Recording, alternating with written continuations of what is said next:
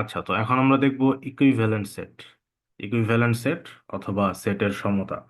ধরি আমাদের কাছে দুইটা সেট আছে, একটা হচ্ছে এ ইজ ইকাল টু সাপোজ 3 4 5।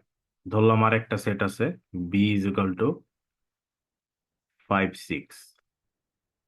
যদি আমি ধরি আরেকটা set C is equal to 3 5 4। তো এইখানে যদি আমরা একটা অ্যানালাইসিস করি, আমরা দেখতে পারবো যে এ আর বি এই দুটো সেট হচ্ছে সেম। সো কেন সেম? কারণ তাদের এলিমেন্ট গুলা একই। আচ্ছা, তো এইখানে এই দুইটা সেটকে আমরা বলতে পারবো যে এই দুইটা সেট হচ্ছে ইকুয়াল। ওকে, সো এটাকে আমরা বলবো সেটের সমতা। আচ্ছা, এবার আমরা দেখব সেটের অন্তর অথবা ডিফারেন্স অফ সেট। তো আমরা একটা এক্সাম্পল নেই। ধরে আমাদের কাছে একটা সেট আছে এ is equal to 1 2 3 4 5 6। another set b is equal to 3 4 5। আচ্ছা, তো সেটের ডিফারেন্স হচ্ছে জাস্ট আমরা এটাকে এভাবে লিখতে পারি যে এ মাইনাস বি, অথবা এটাকে আরেকভাবে রিপ্রেজেন্ট করা যায়।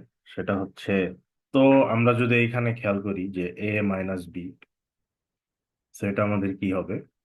তো আমি ফার্স্টে এ সেটটাকে লিখবো, দেন আমি মাইনাস দিয়ে বি সেটটাকে লিখব 3 4 5। সো সেটের মাইনাসের নিয়মটা হচ্ছে আমরা এখানে ফাইন্ড আউট করব যে বি সেটের মধ্যে যে এলিমেন্ট গুলো আছে সেগুলো এতে আছে কিনা। সো আমি যদি খেয়াল করি যে বিতে কি আছে, 3, এই 3 আমাদের এখানে আছে কিনা। দেন হচ্ছে এখানে 4, এখানে আমরা দেখতেছি 4 আছে, এইখানে 5, এইখানেও আমরা দেখতেছি এ সেটে 5 আছে। সো যেই এলিমেন্ট গুলা কমন হয়ে যাবে এগুলো আমরা জাস্ট মাইনাস করে দিব। ঠিক আছে, এখানে একটা জিনিস খেয়াল রাখতে হবে যে আমি যখন এ মাইনাস বি করবো তখন বি সেটের মধ্যে যা আছে বি সেট পুরোপুরি শেষ হয়ে যাবে। আর এ সেট থেকে হচ্ছে আমাদের বি সেটের যে কমন পোর্শন গুলো আছে ওইগুলো জাস্ট বাদ যাবে।